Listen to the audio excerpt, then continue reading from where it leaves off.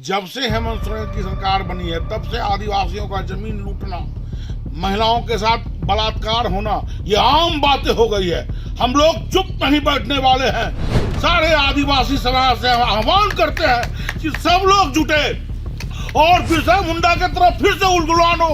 बोकारो में सारा जमीन आदिवासियों का लूटा जा रहा है। माननीय हेमंत सोरेन जी कि कब तक ये नंगा नाच चलता रहेगा? कब तक आदिवासी समाज का नौजवान भाई बुजुर्ग मरता रहेगा? कब तक माताएं बहनों का बलात्कार होता रहेगा? जिले के एसपी साहब क्या कर रहे हैं? जिले के डीसी साहब क्या कर रहे हैं? बोकारो में जमीन कब्जा करने से रोकने पर जमीन माफियाओं ने एक व्यक्ति की हत्या कर दी। घटना पिंडराजोरा थाना क्षेत्र के चौरा बस्ती की है, जहां जमीन कब्जा करने के दौरान हुए हिंसक झड़प में सोनोद संथाल समाज के नेता सुरेश मुर्मू की मौत हो गई, वहीं 4 जख्मी हो गए। हत्या के बाद बीजेपी नेता डॉक्टर प्रकाश सिंह ने मृतक के परिजनों से मुलाकात की और बताया कि चौरा बस्ती में सोनोद संथाल समाज के जिला सचिव सुरेश प्रसाद मुर्मू की 81 डिसमिल जमीन पर थाना प्रभारी के मिली भगत से बिल्डरों एवं एक सिपाही द्वारा कब्जा करने का प्रयास किया गया। विरोध करने पर सुरेश मुर्मू की हत्या कर दी गई। डॉक्टर प्रकाश ने राज्य सरकार से मृतक के परिजनों को 20 लाख रुपए और परिवार वालों को नौकरी देने की मांग की है। साथ ही साथ आरोपियों को जल्द से जल्द गिरफ्तारी की मांग की है। आज बोकारो में हम लोग के गार्जियन, अभिभावक, सन्नत संथाल समाज के जिला सचिव सुरेश मुर्मू जी का निर्मम हत्या कर दिया गया। मामला जमीन का था। प्रशासन के, जिला प्रशासन से एक सिपाही और कुछ बिल्डर मिलकर इन पर हमला करते हैं और हमला की जानकारी इन लोगों को पहले से भी था, क्योंकि लगातार इनके जमीन पर कब्जा करने की बात हो रही थी, धमकी दिया जा रहा था। लेकिन इस विषय में इन्होंने जिला उपायुक्त से आवेदन भी दिया था। जिले के एसपी साहब को भी इन्होंने आवेदन दिया, लेकिन 15 दिनों तक इनको कोई सुरक्षा व्यवस्था मुहैया नहीं कराई गई, किसी भी प्रकार की जांच नहीं कराई गई। जब से हेमंत सोरेन की सरकार बनी है तब से आदिवासियों का जमीन लूटना, महिलाओं के साथ बलात्कार होना, ये आम बातें हो गई है। हम लोग चुप नहीं बैठने वाले हैं। सारे आदिवासी समाज से हम आह्वान करते हैं कि सब लोग जुटे और बिरसा मुंडा की तरफ फिर से उलगुलानो।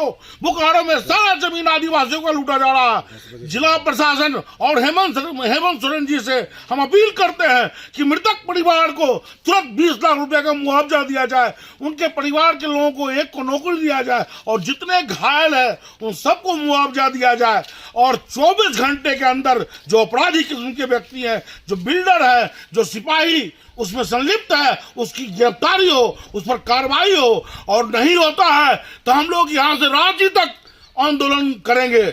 मैं आपके माध्यम से कहना चाहता हूं माननीय हेमंत सोरेन जी कि कब तक ये नंगा नाच चलता रहेगा? कब तक आदिवासी समाज का नौजवान भाई बुजुर्ग मरता रहेगा? कब तक माताएं बहनों का बलात्कार होता रहेगा? जिले के एसपी साहब क्या कर रहे हैं?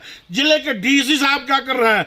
15 दिन पहले जाकर इन्होंने गुहार लगाया है, पैर पकड़ा है, आवेदन दिया है, अब तक कोई कार्रवाई नहीं हुई है। न उनकी गिरफ्तारी हो रही है, न इनको मुआवजा दिया जा रहा है। हेमंत सोरेन जी, आप अविलंब इस परिवार को 20 लाख रुपया मुआवजा दे और एक नौकरी घर में दे और 24 घंटे के अंदर उसका गिरफ्तारी हो, और नहीं तो उग्र आंदोलन होगा।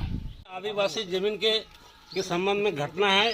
ये लोग बिल्डर लोग आदिवासी का जमीन को जो है सो अपना नाम से पैसा देके करते हैं और यहाँ का आदिवासी रैयत को के साथ जैसे नृशंस कृत्य और हत्या कर देती है। और बिल्डर लोगों के पास 50-60 सैकड़ों का ये है, आपको समर्थक है, लाठी डंडे पिस्तौल से लेस होके आते हैं। कल क्या हुआ था? कल भी लाठी डंडा से लेस होकर के आया। कौन? ये लोग जब जमीन माफिया लोग जो है, जमीन माफिया का जो गुर्गे लोग है, उन लोगों ने जो है सो आपको अंधाधुंध जो है सो लाठी डंडा जो है सो चार्ज किया है, जिसमें से हमको भी चोट लगा था। मैं भी वहाँ पर थोड़ा सा था, 5 मिनट पानी पीने के लिए रुका था। इस तरह का घटना मतलब कोई बातचीत नहीं कि जमीन किसका है, नहीं है, पेपर जांच करेंगे, डायरेक्ट लाठीचार्ज? हाँ, डायरेक्ट लाठीचार्ज। कौन थे वो लोग? वो लोग जमीन वाला बिल्डर लोग थे। जमीन वाला कोई नाम होगा जो नाम तो हम पूरा पता नहीं पता इसमें पाएंगे। कोई थाने का भी लोग थे क्या? इसमें थाने का भी आदमी इन्वॉल्व है, क्योंकि थानेदार वहाँ पर घटना घट रहा है, मारपीट हो रहा है, इसका 2 मिनट तुरंत आता है। इसका मतलब थानेदार उसमें साजिश करके वो लोग थाना प्रभारी क्या आश्वासन दिया आपको? थाना प्रभारी बोला कि आइए थाना पर आइए, तो हम लोग बोला कि ठीक है भाई थाना प्रभारी महोदय, हम लोग अभी जाने पर हम लोग काम को रोके हुए हैं, आप ही आज ये ना थोड़ा सा रिक्वेस्ट करके हैं, और नहीं तो हम लोग लॉ एंड ऑर्डर को हाथ में लेंगे। हम लोग को जमीन है तो बचाना जरूरी है। और क्या वहाँ सुरेश जी ने फिर सुरेश जी पे लोग आक्रामक कैसे हो गए? सुरेश जी के लोग आक्रामक इसलिए हो गए कि वहाँ पर जो काम कर रहा था रेजा कुली मजदूर लेकर के, कोनो रेजा को जो है सो थोड़ा बहुत हाथापाई हुआ था, तब रेजा लोग भागा। उसके बाद वो लोग जो है सो गैंग बना करके 40-50 आदमी का गैंग बना करके आया और आकर के जो है सो आक्रमण किया है और सुरेश माझी को निःशंस मारा है। जनरेशन एक शिक्षा समाधान पिछले 15 सालों से कैरियर काउंसलिंग के फील्ड में कार्यरत है और इन 15 सालों का सफर आपके प्यार और आपके सहयोग की वजह से ही सफलतापूर्वक चल पड़ा है। तो इसके लिए तमाम विद्यार्थियों और अभिभावकों का बहुत बहुत धन्यवाद।